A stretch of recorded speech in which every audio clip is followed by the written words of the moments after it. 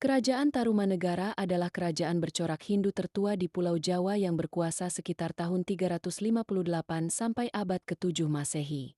Kerajaan ini didirikan oleh seorang maharesi, yaitu Raja Diraja Guru Jayasingh Awarman.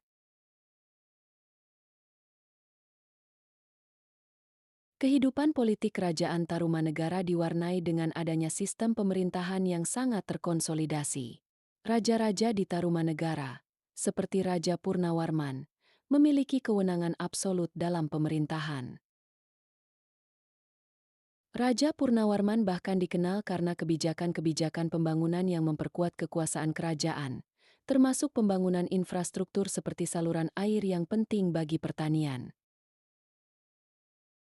Sebagaimana dikutip Alam Prasasti Syaruteun, Purnawarman melakukan upaya besar dalam pembangunan saluran irigasi yang memperkuat perekonomian dan kehidupan rakyat.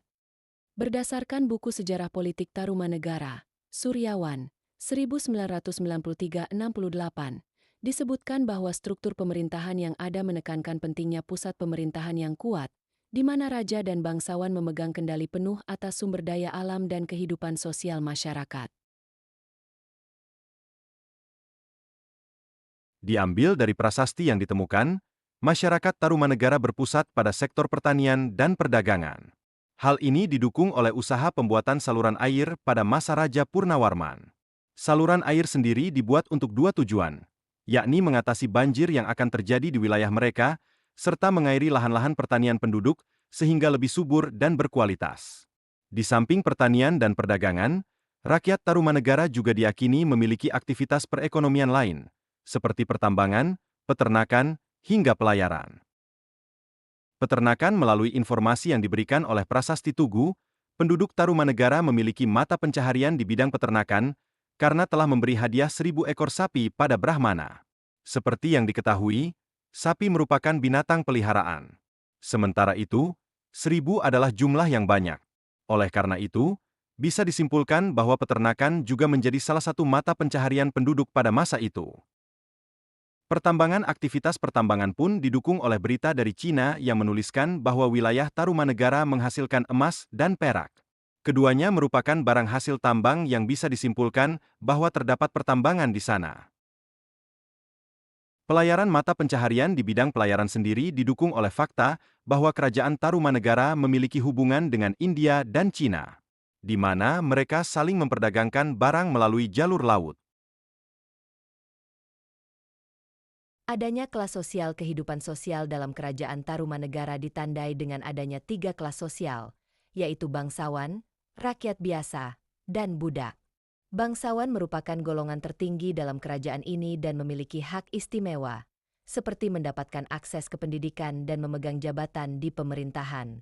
Sementara itu, rakyat biasa dan budak tidak memiliki hak istimewa dan harus mengikuti aturan yang ditetapkan oleh pemerintah. Kaum Brahmana Kerajaan Tarumanegara merupakan kerajaan kuno yang memiliki corak Hindu. Oleh karena itu, kerajaan sangat memperhatikan kaum Brahmana yang dianggap penting dalam memimpin upacara-upacara ritual di dalam kerajaan Tarumanegara. Perdagangan yang aktif kerajaan Tarumanegara juga dikenal dengan kegiatan perdagangannya yang sangat aktif. Pada masa itu, kerajaan ini dikenal sebagai pusat perdagangan rempah-rempah, emas, dan perak. Namun, ada beberapa sejarawan yang berpendapat bahwa kerajaan Tarumanegara juga terlibat dalam perdagangan budak. Kepercayaan. Selain itu, ada juga misteri tentang kepercayaan dan agama yang dianut oleh kerajaan Tarumanegara. Sejarawan masih belum sepenuhnya mengetahui kepercayaan atau agama yang dianut oleh kerajaan ini. Namun, diperkirakan bahwa kepercayaan yang dianut oleh kerajaan Tarumanegara merupakan kombinasi dari agama Hindu dan Buddha. Pendidikan dan peradaban. Meski dapat dikatakan sebagai salah satu kerajaan tertua di Nusantara, dengan ditemukannya berbagai prasasti seperti Prasasti Ciaruteun, Prasasti Kebon Kopi, Prasasti Muara Cianten dan lainnya, membuktikan pendidikan dan peradaban kerajaan Tarumanegara sudah berkembang dengan baik.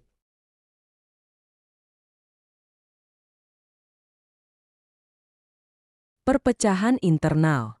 Salah satu faktor penyebab runtuhnya kerajaan Tarumanegara adalah adanya perpecahan internal di dalam kerajaan.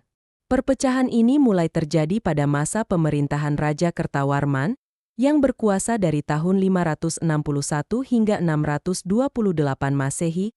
Beberapa negeri taklukan tidak puas dengan kepemimpinan Raja Kertawarman dan memutuskan untuk memisahkan diri dari Tarumanegara. Perpecahan internal semakin parah ketika Raja Linggawarman, yang berkuasa dari tahun 666 hingga 669 Masehi, meninggal tanpa meninggalkan pewaris laki-laki. Raja Linggawarman hanya memiliki 2 putri, yaitu Manasih dan Subakancana. Kedua putri ini kemudian menikah dengan 2 raja dari kerajaan lain, yaitu Sunda dan Galuh. Akibatnya, terjadi konflik antara kerajaan Sunda dan kerajaan Galuh yang memperebutkan warisan Tarumanegara. Konflik ini menyebabkan kerajaan Tarumanegara semakin terpecah belah dan lemah. Serangan dari kerajaan lain. Faktor lain yang menyebabkan runtuhnya kerajaan Tarumanegara adalah adanya serangan dari kerajaan lain yang ingin menguasai wilayah dan sumber daya Tarumanegara.